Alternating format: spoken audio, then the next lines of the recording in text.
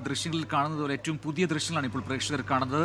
അടിമാലിയിൽ മണ്ണിടിഞ്ഞുണ്ടായ അപകടത്തിന്റെ ദൃശ്യങ്ങളാണ് ഇപ്പോൾ പ്രേക്ഷകർ കാണുന്നത്. അവിടെ രക്ഷാപ്രവർത്തനം നടക്കുന്നു. ഇപ്പോൾ ദൃശ്യങ്ങളിൽ കാണാം ഫയർഫോഴ്സ് ഉദ്യോഗസ്ഥർ അവിടെ എത്തിയിട്ടുണ്ട്. അവർ ഈ വീട്ടിനകത്തേക്ക് കയറാനുള്ള ശ്രമത്തിലാണ്. ഇപ്പോൾ നമുക്ക് ദൃശ്യങ്ങളിൽ കാണാം അവിടെ വീട് പൂർണ്ണമായും തകർന്ന അവസ്ഥ, വീട്ടിലെ ഉപകരണങ്ങളൊക്കെ അവിടെ ചിന്നിച്ചിതറി കിടക്കുന്ന അവസ്ഥയൊക്കെ നമുക്ക് ഈ ദൃശ്യങ്ങളിൽ കാണാം. അതിനടിയിലാണ് 2 പേർ കുടുങ്ങിക്കിടക്കുന്നത്. ബിജു, പ്രദേശവാസിയായ ബിജു, ഒപ്പം ഭാര്യ സന്ധ്യ, ഇവരാണ് വീടിനകത്ത് കുടുങ്ങിക്കിടക്കുന്നത്.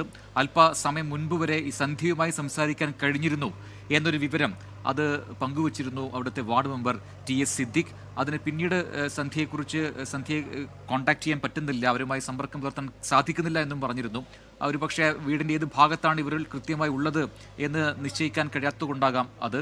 എന്തായാലും അതിനകത്തേക്ക് കയറാനുള്ള ശ്രമത്തിൽ തന്നെയാണ് ഇപ്പോൾ രക്ഷാപ്രവർത്തകരെല്ലാം തന്നെ ഉള്ളത്. വീട് പൂർണ്ണമായും ഇടിഞ്ഞ് പൊളിഞ്ഞിരിക്കുന്ന അവസ്ഥയായതുകൊണ്ട് തന്നെ വളരെ ശ്രദ്ധയോടെ മാത്രമേ ഈ ഘട്ടത്തിൽ രക്ഷാപ്രവർത്തനം പോലും നടത്താൻ കഴിയൂ എന്നുള്ളതാണ്. കാരണം അത് അവരുടെ കൂടി ജീവനെ അപകടത്തിലാക്കും എന്നുള്ളതുകൊണ്ട് തന്നെ വളരെ സൂക്ഷിച്ചു മാത്രം ചെയ്യേണ്ട ഒരു രക്ഷാപ്രവർത്തനമാണ് അവിടെ ഇപ്പോൾ നടത്തേണ്ടത്.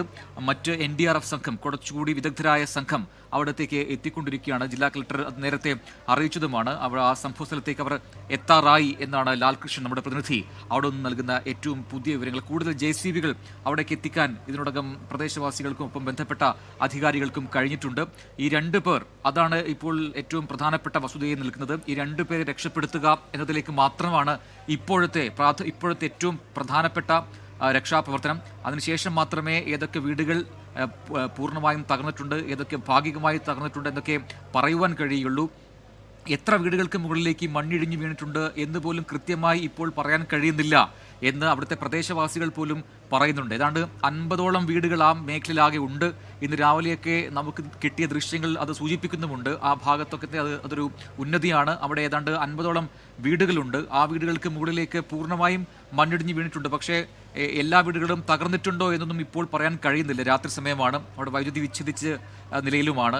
മറ്റ് വിളക്കുകളുടെ സഹായത്തോടെയാണ് ഇപ്പോഴത്തെ ഈ രക്ഷാപ്രവർത്തനം നടക്കുന്നത്. കൂടുതൽ ആൾക്കാർ അവിടെ എത്തുന്നത് രക്ഷാപ്രവർത്തനത്തെ ബാധിക്കുന്നുണ്ട് എന്നുകൂടി അവിടുത്തെ പഞ്ചായത്ത് അധികൃതർ അവിടെ നൽകിയ വിവരമാണ്. ഇത് കാഴ്ച കാണാൻ, അല്ലെങ്കിൽ ഈ സംഭവം കാണാനായി അവിടെ ഒരുപാട് പേർ എത്തിയിട്ടുണ്ട്. അത് ഈ രക്ഷാപ്രവർത്തനത്തെ പ്രതികൂലമായി ബാധിക്കും. ഇനി കൂടുതൽ പേർ അങ്ങോട്ടേക്ക് വരരുത്, അത് അപകടമുണ്ടാക്കും എന്ന അറിയിപ്പ് കൂടി പഞ്ചായത്ത് അധികൃതർ നൽകുന്നുണ്ട്.